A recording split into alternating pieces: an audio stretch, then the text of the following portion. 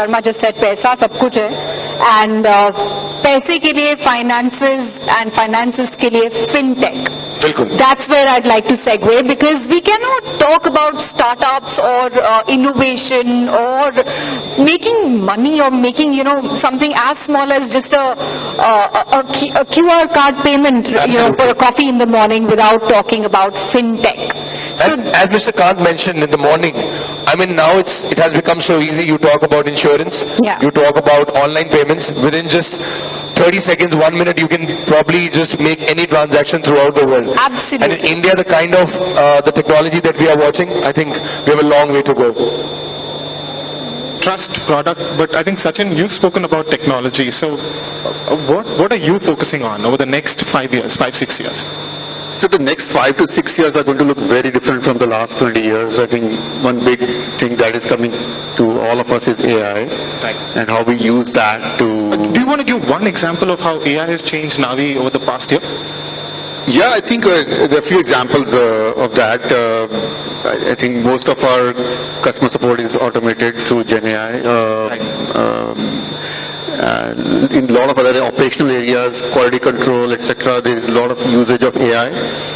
I see people every day answering questions through AI. I mean, getting answers to questions through AI. Like, for example, if you wanted to know what are the trends of payments ecosystem trending in Brazil over the last 10 years, so that you can take some decisions based on that in India, and that's an important input to your decision making here.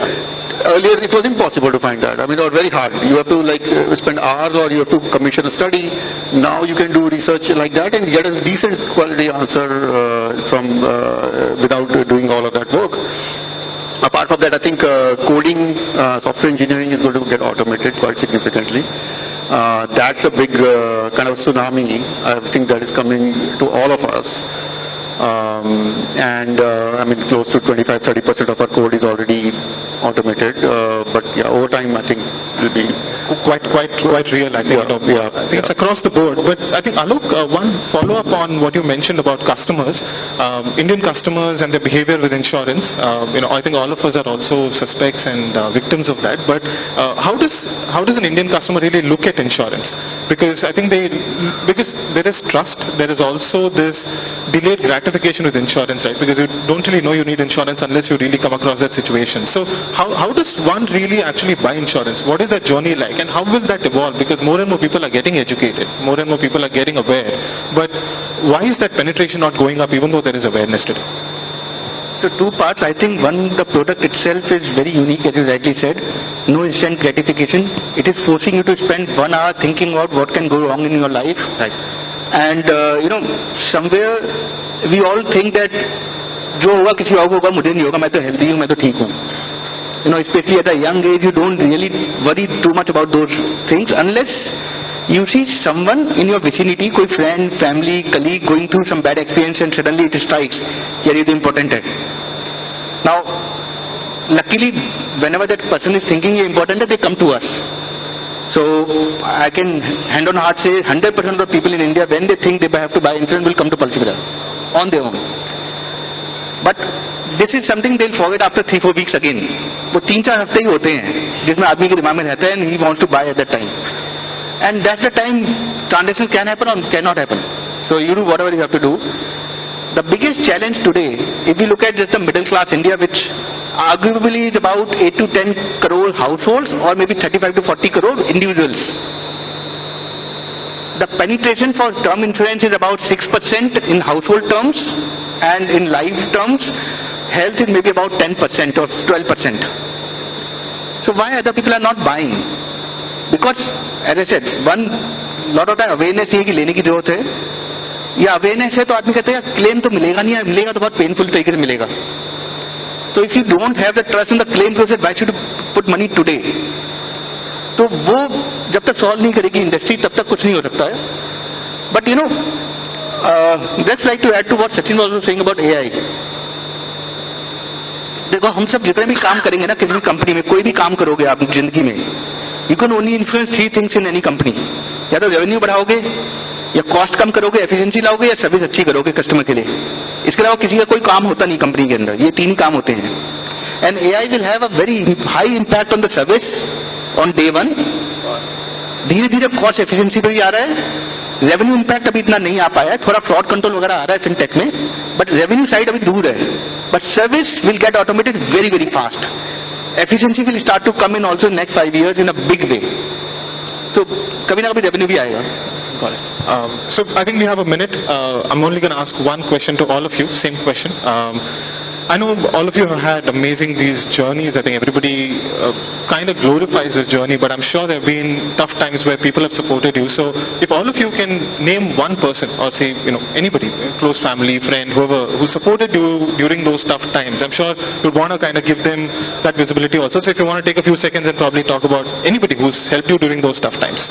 I call Ravi Adusumali, who's an Elevation Capital investor, as my co-founder, and I call him for the single reason that it truly is that I have true privilege of calling him as my friend, my board member, my shareholder, and the person I reach up to. So always, anytime, high time, low time, every time. I think Jitendra believes in this, that you definitely need a co-founder. I've heard him say it multiple times. So who is it?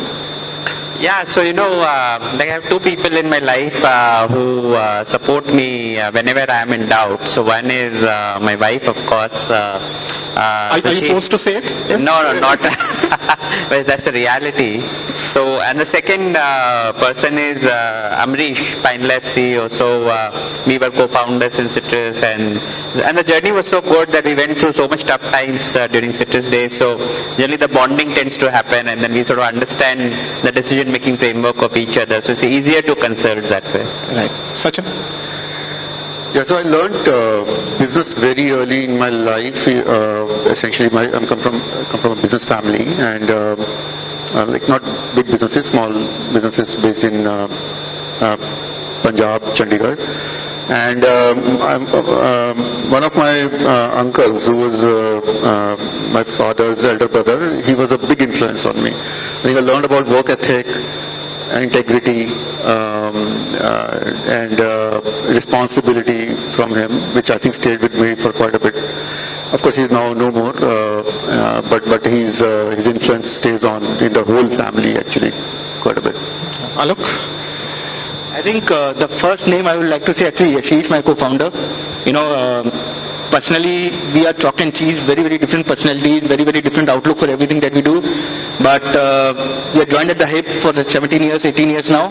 So it worked out very well for us. And outside of two of us, maybe then it's Sanjeev Bikchandani from InfoEdge. He was the first person to put in the check. And today also for a lot of things we reach out to him for advice, and we have learned a lot directly and indirectly both. Sometimes his actions have how he's built Naukri and how he's built the team and culture there as influencers. So yeah, these two people maybe. So one final question, Sachin, Jiten, any plans of listing anytime soon, joining the other two stalwarts in the public markets? At least for me personally, very far away. So I don't think so. I have any aspiration to come close to Vijay. In public market, nobody is close or far. So for us, we have reached a stage where actually we have like 20 million users monthly active, 40 million ever used on the platform. It's gone to a very decent stage. Now we are at a place where we can use more capital. And I think public markets is the best source of capital. That's what I believe. If you can handle the pain or what comes with it, I think. So definitely the plan is to go FY26. Ideally, we would like to be IPO'd if we can. So there we go. I think people at the back, I think they're all recording. So I think we're good to go. I think thank you so much, everybody. Big round of applause for all the contributions.